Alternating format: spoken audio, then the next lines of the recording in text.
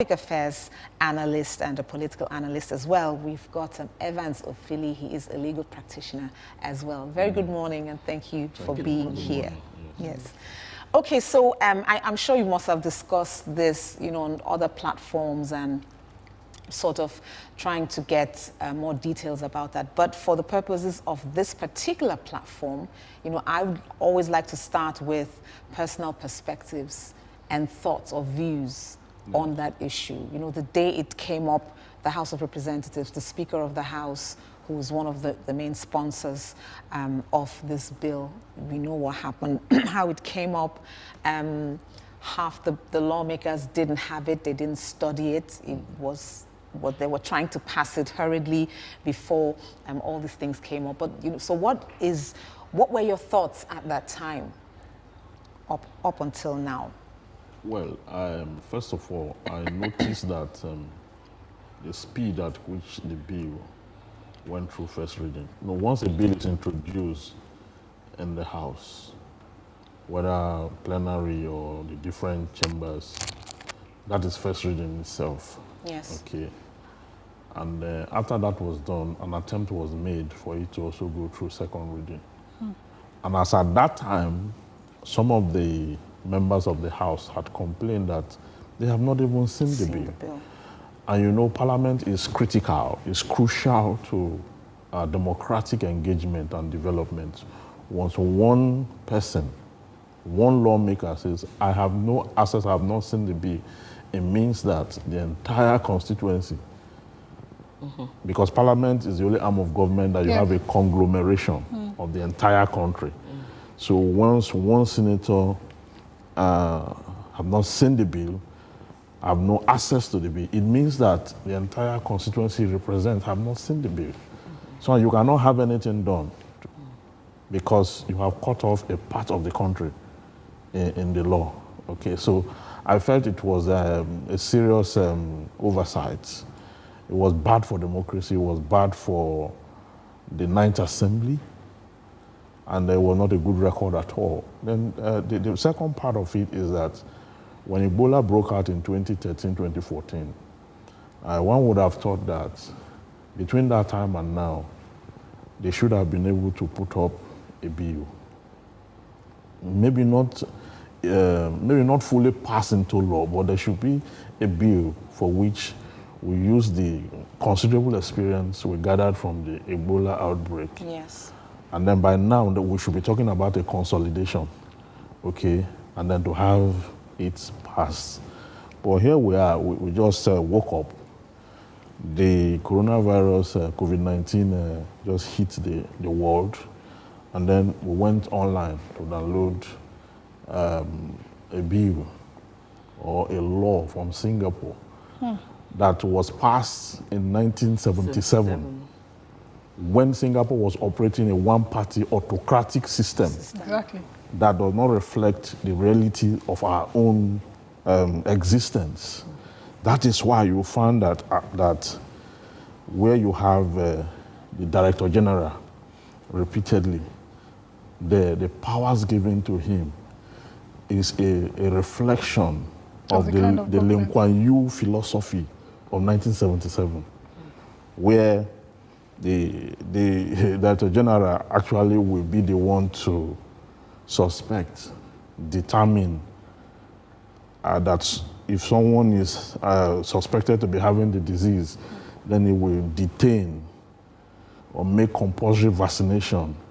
Or there's even a part of the bill that says that when he gets to a place and see that the place is overcrowding, it will vacate everybody. You can convert your property to an isolation center. I mean, when you look at chapter 4 of the Constitution, that's from section 33 to section 46 of the 1999 Constitution, as amended, we have the fundamental rights of Nigerians. Okay, 41, 42 talk about the rights of any individual to own property anywhere in Nigeria. Yes. You understand? So if that law is already contravening that, the Land Use Act in section 1, subsection 1, empowers the governor of the state to hold all the land in the state in trust for the people. This contravenes that. then those people who own properties, they have signed conveyance documents with previous owner before they purchase. Now, if you take over, it contravenes those conveyance instruments and all that. So you have a gross violation of the fundamental rights of Nigerians. There's a particular part of the section that also empowers the police. Okay, and this kind of police you have, that you have not done anything about, it's reform. Now, you also have that part that say if people are crowded, you can vacate them. You have no policy on housing. You have no social support system. You see, there are a lot of things you need to do. Before? There are lots of condition precedent that will even make the spread of any infectious disease difficult.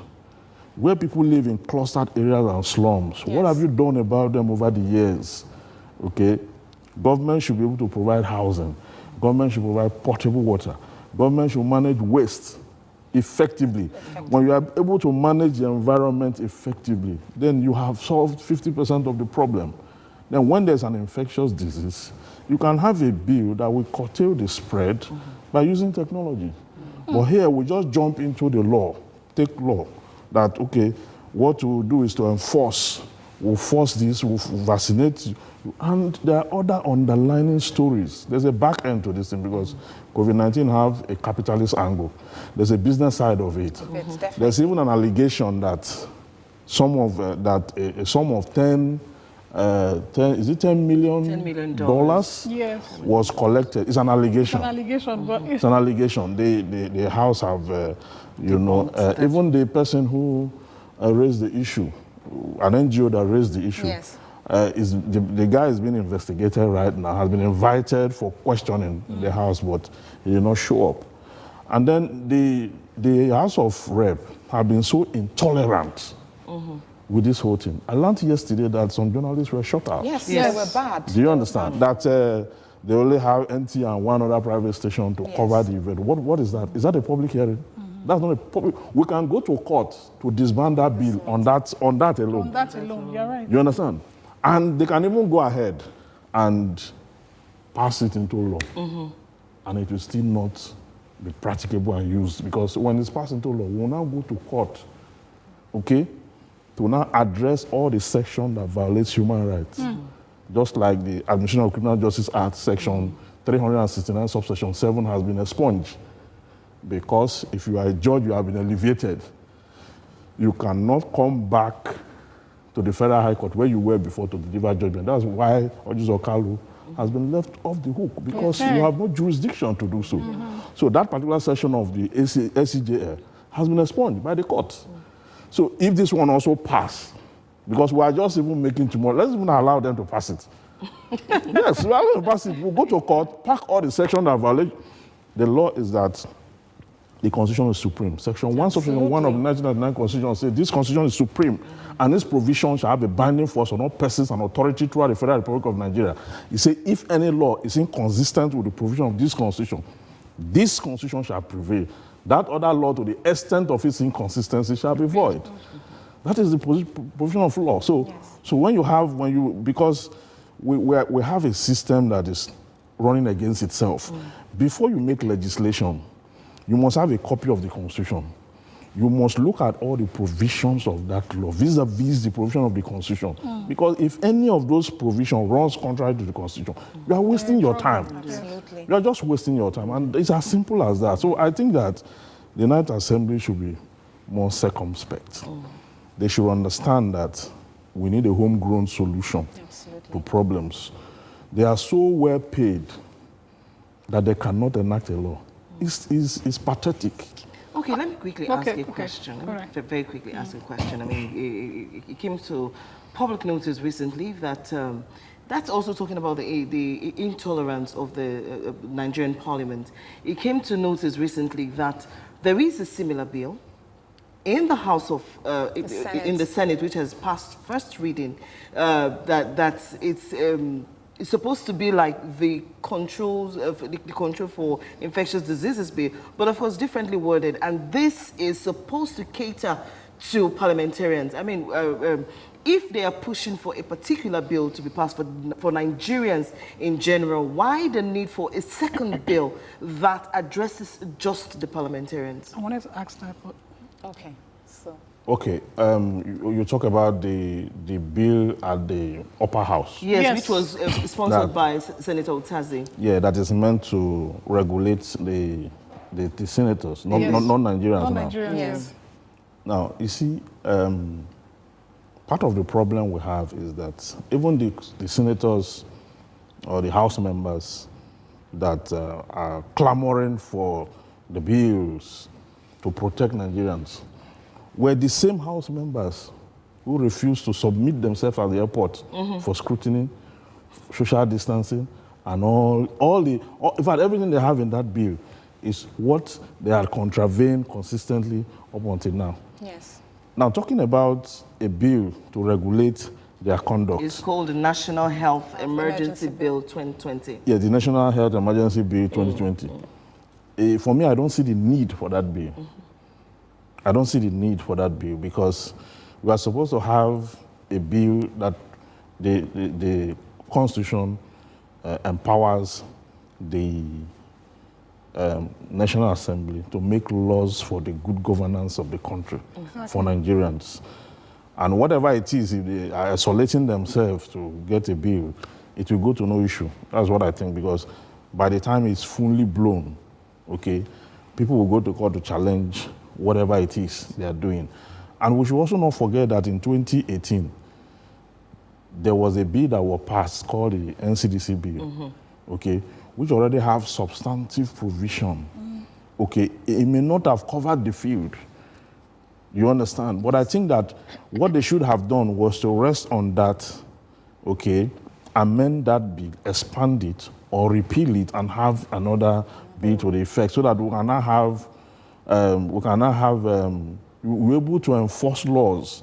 Because the Quarantine Act that the president relied on to declare the regulations made is so old.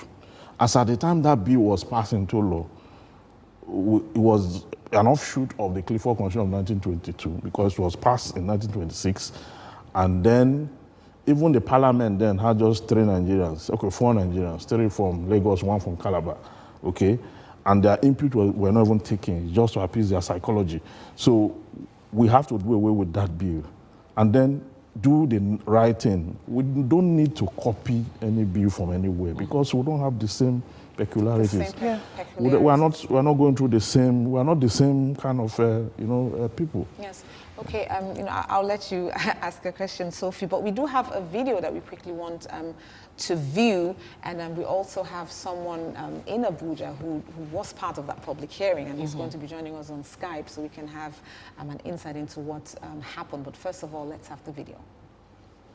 I am Barrister Kelechi Anosike, representing Equity International Initiative. Mr. Chairman, my assignment here is just very simple. I'm here to review the obnoxious and anti-people provisions of the proposed bill, highlight the danger it portends, and also announce that if these provisions are not corrected or sent back for the drafting, that this bill is dead, and I've come to lay it to rest. Mr. Chairman, let me start with Section 70. Section 70 has conferred immunity on the DG, NCDC, the police officers, port health officers, and any authorized persons for any action they do or they fail to do in the execution of this bill. Because, Mr. Chairman, what this portends, the danger here is to sue them for any action they commit while in office, even the negligence of medical personnel. Mr. Chairman, immunity is now for sale.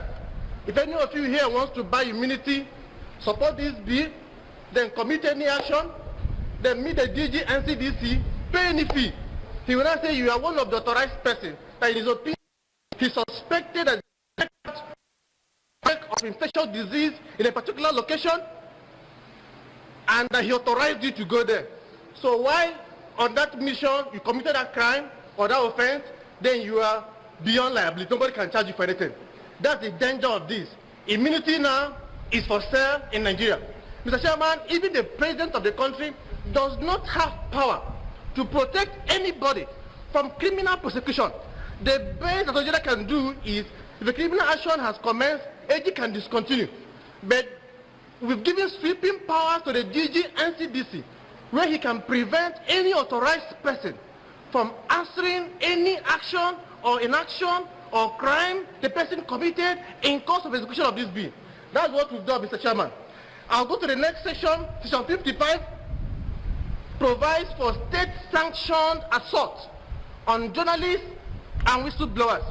He has given the DG NCDC power, if he suspects that any journalist or whistleblower is going public with any information or embarrassing article or piece, to storm their premises, enter without search warrant. That's what we've done, Mr. Chairman. And that is why this bill must be jettisoned. This is against free press. This is against our whistleblowers policy. This is official thuggery that we're trying to sanction. Mr. Chairman, Section 24 empowers the police officers to apprehend. Thank you, Mr. Chairman. Section 24 empowers the police officer to apprehend, to arrest anybody he suspects of suffering from an infectious disease. Mr. Chairman, common cold is an infectious disease. Sore throat is an infectious disease. A time will come, it will become risky to cough in the public place beside a police officer. Mr. Chairman, I wonder why we invest so much powers on a police officer who is not a trained medical personnel, and we trust.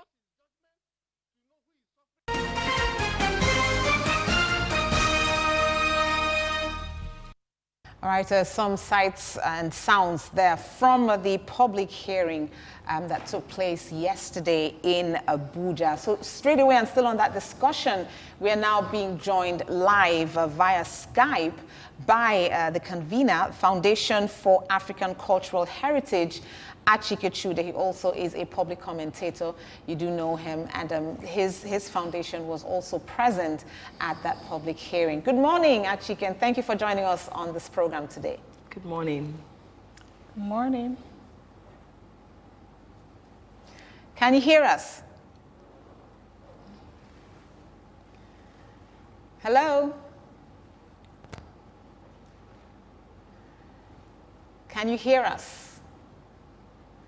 Okay, so, while they sort out the audio issues, some of the points that were raised, it makes you just wonder whether we thought it through before coming up with such a bill. So, and interestingly, the same bill can take any of these lawmakers out of their seats. Very like true. If the DG just suspects that this person, so if something happens and you offended him or he doesn't like your face, he can just suspect you of some disease and you're out of no the place. tests, nothing, Yes. just assumption. Just assumption. You can't build a law on that. Yes. Sophie. I wanted to ask that, what is the place of people watching us right now? I mean, I know some people are already contacting me and telling me, wow, based on the information you're sharing. Now, for a nominal person just watching that uses the internet, what is their place? How can they cause a change to not allow just a few people run their lives like this? Recall your senators. Recall all of them. No, yes, that is, we have powers we don't use. But isn't that easier said than done? It's not easy, I know, but when you initiate action to recall them for being irresponsible, they will sit up. It puts them on their toes. It does not necessarily have to take them out of the place. But the Constitution has provided, you have provisions that, because they are supposed to actually consult the people. Exactly. On the right democratic framework. They are supposed to go back to their constituency, have meetings with the people, sit with the people, gather information, okay, answer questions, ask questions, then come back to the House and then report to the House what the people are saying. Well, here you have them, they just went somewhere, downloaded something, changed the country's name and then the name of the DG to whatever it is, and then foist it on the people, and even ask the journalists not to come into the place. You understand? And you know, and they keep saying that this bill is meant to promote the people, to protect the people. Which people? Which people? You know, particularly when did they become very altruistic? We need to probe this. We need to find out what kind of water has gone under the bridge. Because we must kill the mosquito that bites the slave. Indeed. Because we have no guarantee that if he sees the bottom of the king, he will not do the same thing. Oh my God. So, I mean, we should do something about it.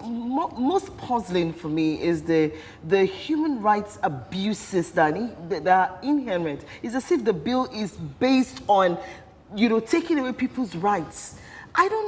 Puzzling for me is the reason why they are still pushing this now. So who does this bill serve? That's why I'm talking to people.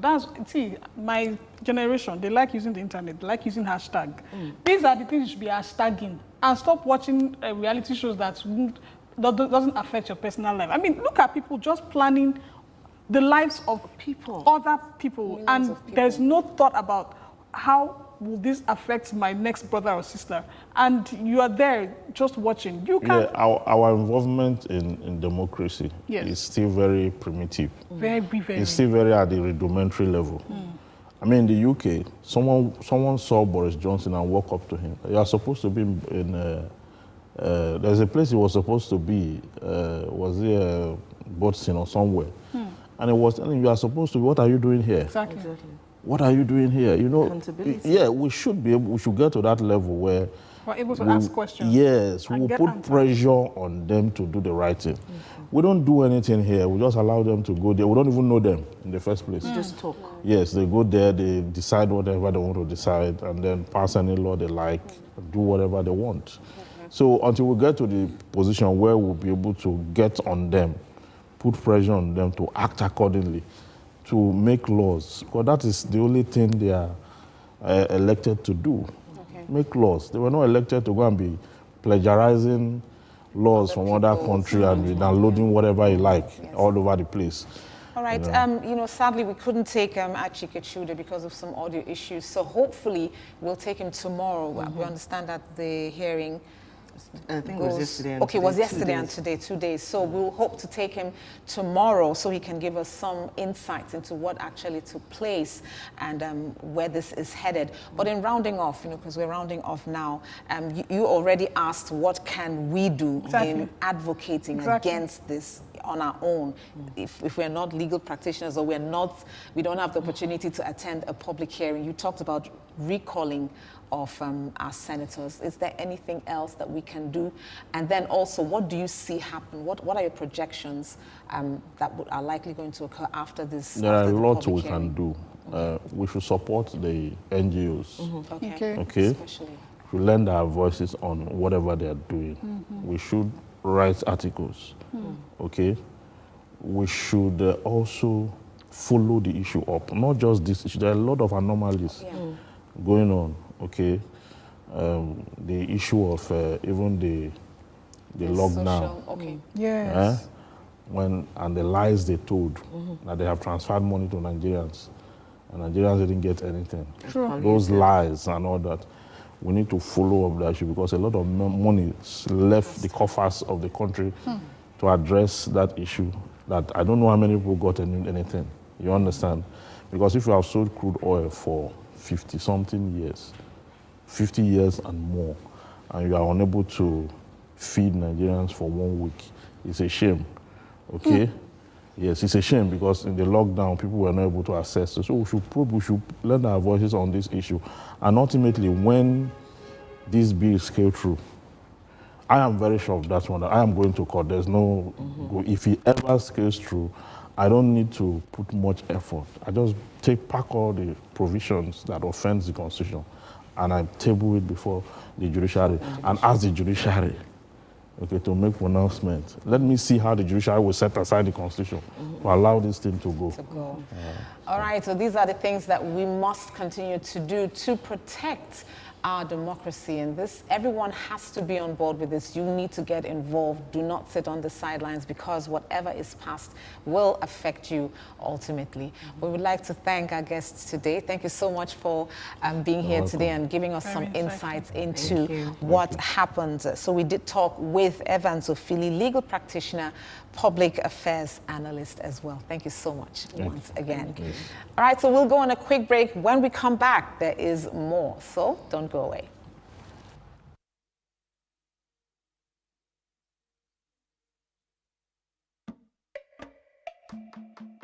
In this planet of over